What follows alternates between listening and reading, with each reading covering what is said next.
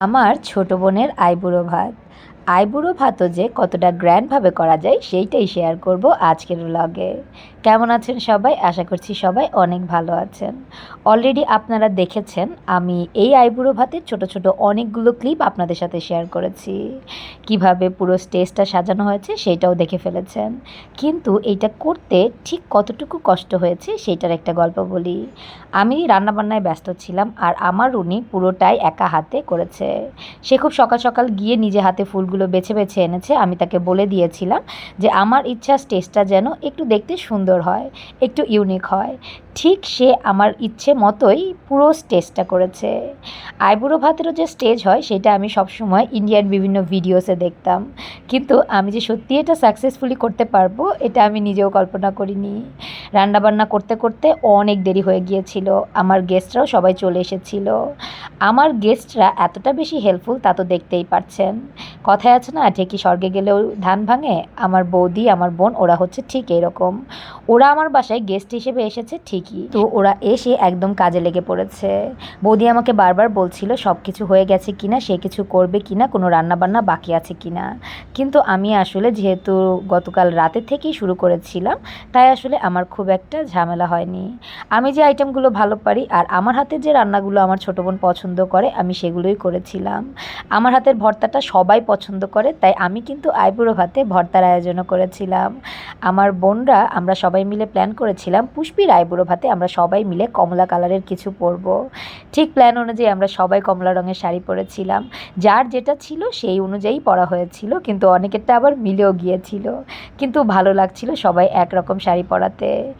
আমাকে কিন্তু সেই দিন অনেক বেশি কাহিল লাগার পেছনে হাজার হাজার কারণ। একে তো কেনাকাটা, তার উপর রান্নাবান্না, সব কিছু মিলে আসলেই আমি বোনের বিয়ের আগে অনেকটাই কাহিল হয়ে গিয়েছিলাম।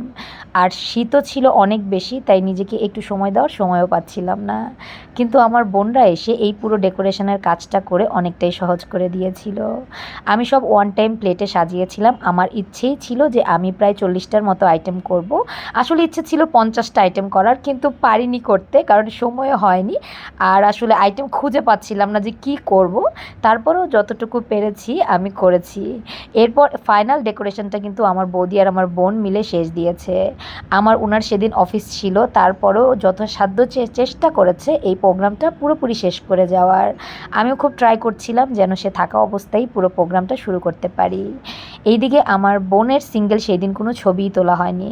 আপনারা বিশ্বাস করবেন কিনা জানি না, এত এত আয়োজন করেছি আমি আমার বোনের, বা আমরা যে এত এত মজা করেছি, খাইয়েছি পুষ্পিকে আমি আর আমার উনি মিলে, সেগুলোর কোনো ভিডিও ক্লিপই নেই। দু একটা ছবি আছে, সেইটাই আমি আলাদা করে বসিয়ে দিয়েছি।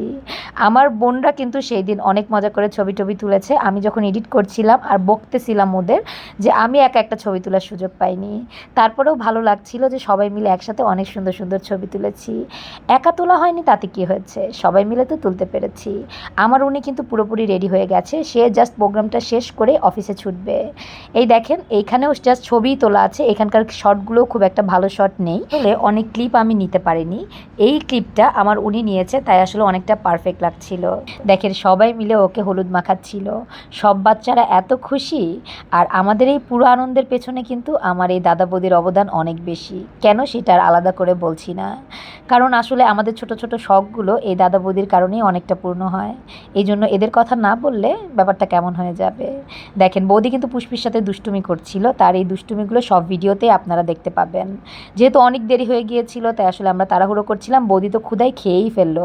আমি বকছিলাম আমাদের রেখে খেও না। এরপর আমার আরেক বোন আর বোনের হাজব্যান্ডও চলে এসেছে। সিরিয়াল বাই হচ্ছিল আর কি, যেহেতু প্রথমে আমার দাদা বৌদি বড় ছিল, এরপর আমার এই বোন জামাই আর বোন, এরপর আমার দুই বোন ছিল, ওরা সবাই মিলে ওর সাথে মজা করছিল, ছবি তুলছিল। আমি বলছিলাম আমি কখন ছবি তুলবো। এই ক্লিপগুলো আমরা নিয়েছি, তাই আসলে ক্লিপগুলো ছিল। এরপর আমার দুই বোন একসাথে বসে পড়েছে, ওরা দুইজন সেম পরে এসেছিল। আসলে আইবুড়ো ভাতে আমরা সবাই মিলে এক কালারের শাড়ি পরবো, এটার প্ল্যানটাও আসলে আমার এই দুই বোনেরই ছিল। ওদের সাথে আমাদের যখন লাস্ট দেখা হয়েছিল ওরা বলছিল যে আইবুড়ো ভাতে কী শাড়ি পরবি। আমি আসলে কোনো প্ল্যানই করেছিলাম না যে আইবুড়ো ভাতে আমরা একই রকমের শাড়ি পরবো, কিন্তু আমার বোনরা বলছিল একই রকমের শাড়ি পরলে দেখতে আরও সুন্দর লাগবে। এই প্ল্যানটা ওদের অনুযায়ী করা আর কি। এরপর আমরা সবাই মিলেই আসলে শাড়ি পরেছি কমলা কালারের, আসলেই খুব সুন্দর লাগছিল।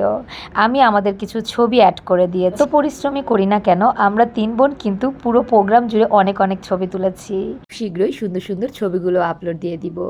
এরপর আমি আর আমার উনি মিলে ওকে আশীর্বাদ করছিলাম কপালে হলুদ ছুঁইয়ে। এরপর ওর পছন্দের রূপচাঁদা মাছ আমার উনি ওকে খাইয়ে দিল। তাই কি লেখাচ্ছে বলেন তো, আসলেই মেয়েটা খেতে পারে না, আপনাদের কি মনে হচ্ছে?